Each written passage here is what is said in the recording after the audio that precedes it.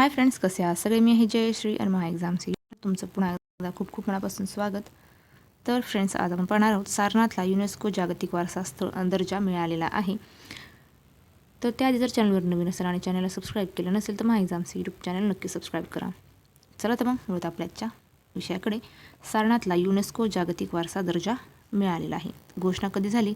तारीख 11 जुलै 2025 रोजी 47व्या युनेस्को जागतिक वारसा समितीच्या बैठकीत पॅरिस येथे. भारतासाठी भारताच्या 44वा जागतिक वारसा स्थळ आहे. सारनाथ म्हणजे काय? सारनाथ उत्तर प्रदेशातील वाराणसीजवळ असलेले गौतम बुद्धांचे बौद्ध धर्माचे सर्वात पवित्र ठिकाण. का महत्त्वाचे आहे? तर बुद्धांना ज्ञानप्राप्तीनंतर इथेच पहिला धर्मोपदेश दिला होता. म्हणजेच बौद्ध धर्माची सुरुवात इथूनच झाली. युनेस्कोने का निवडले?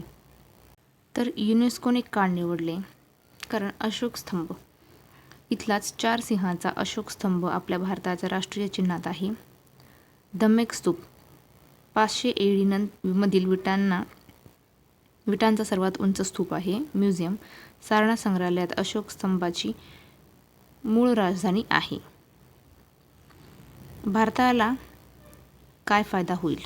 पर्यटन वाढेल. बौद्ध सर्किटमधील सर्वात मोठे बनेल. संरक्षण युनेस्कोच्या निधीने जतन आणि देखभाल होईल. तसेच गौरव, भारताकडे आता जगातील सर्वात जास्त 6 बौद्ध वारसा स्थळ आहेत. तर प्रश्न कसा विचारला जातो तो पाहूया. 2025 मध्ये युनेस्को जागतिक वारसा स्थळ समाविष्ट झालेले उत्तर प्रदेशातील बौद्ध स्थळ कोणते? उत्तर आहे सारनाथ. पुढे पाहूया. सारनाथ कोणत्या कारणासाठी प्रसिद्ध आहे? तर भगवान बुद्धांनी इथे पहिला धर्मोपदेश दिला होता. या कारणासाठी सारनाथ प्रसिद्ध आहे. पुढचा प्रश्न, भारताचा 44वा युनेस्को जागतिक वारसा स्थळ कोणता? उत्तर आहे सारनाथ, वाराणसी.